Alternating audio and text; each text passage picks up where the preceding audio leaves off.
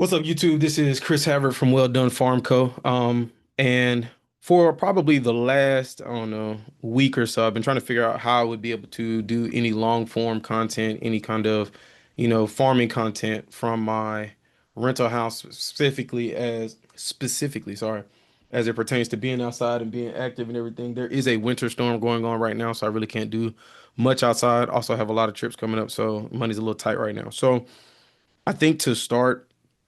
If you've seen some of my shorts, if you've seen some of my TikToks and things like that, I've done a lot of breaking down things that I've learned, but I haven't really dug into who I am, what I'm trying to do, why I'm doing it, and ultimately kind of like my motivations behind this channel. Here or there I have, but not in any real sense, right? So to start, Chris Havard from Mississippi, currently living in Norfolk. My wife's in the Navy. Married, do have a son. Also have a dog, Shiba Inu named Miso. As far as my family's names, I'm gonna leave those redacted. I'm kind of like, Ron Swanson with that. If she wants her name out there, she'll let me know. And my son's name will remain anonymous. But ultimately, my entire drive as of right now is well, let me rewind. I work in supply chain. I work as an engineer in warehousing, solution design, contract logistics, things of that nature, right? So some of your food, some of your clothing, a lot of the things that you probably see every day, I in some way have had a hand in how it gets from point A to point B.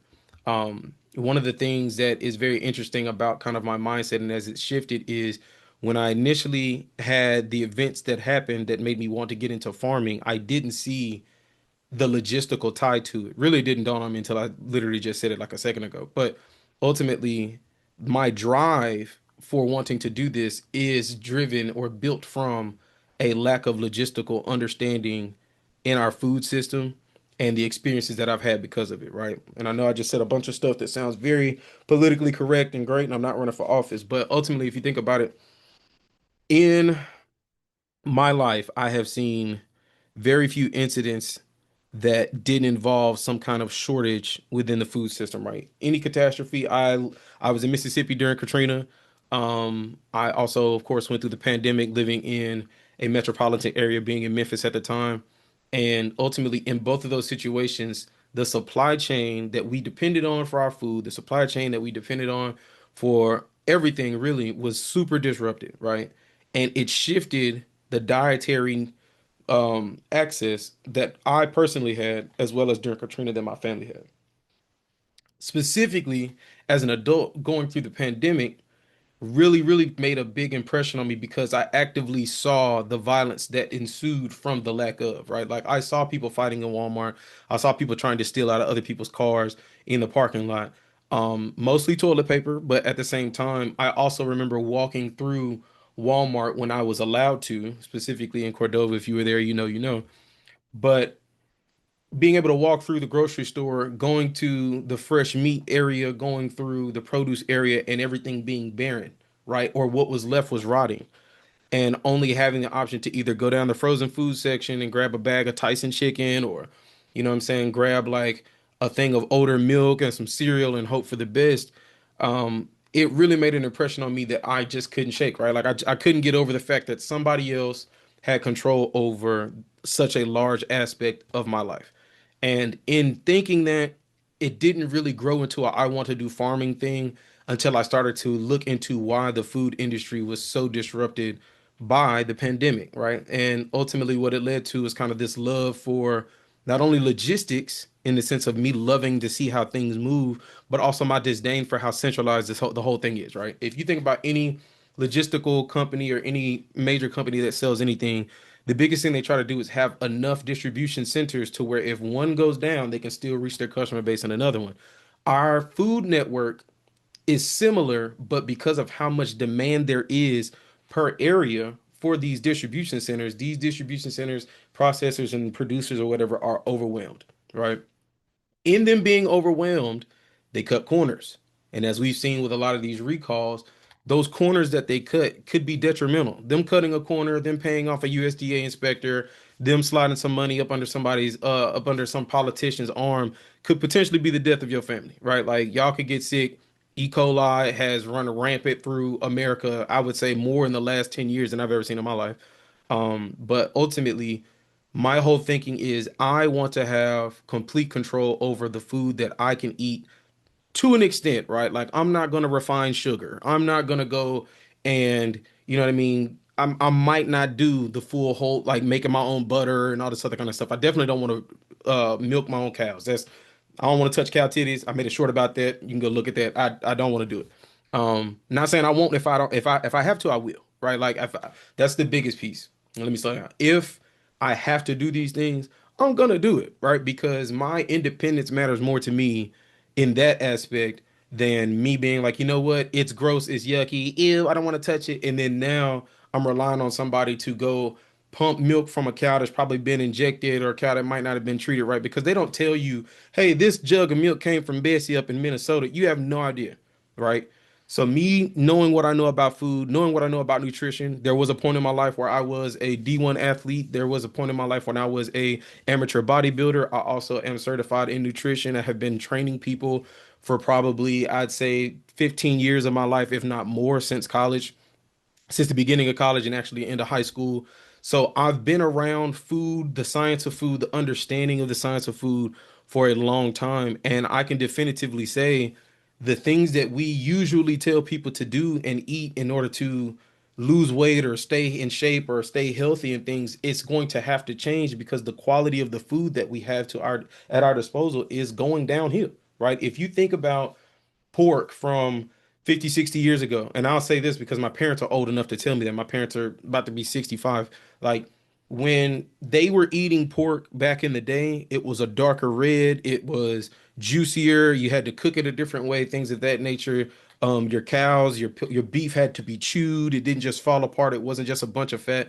And I've watched and heard them make comments about how the food has changed over the years, not only in taste, but just how they feel after eating it, right? So, as a nutritionist, if you think about the nature of how our system is set up, the nutrients that we are expecting and the nutrients that we are assuming, right? We're assuming this is in the food. We're assuming that this is stuff that we have a definitive handle on scientifically. It's going to change. I think if you test, granted, you can't test pork from 50 years ago, but I guarantee you, if there was a way to test the two and look at what the USDA says is the standard amount of vitamins and minerals that's supposed to be in each of these ingredients, it's gone downhill. We're also suffering erosion at a rapid rate.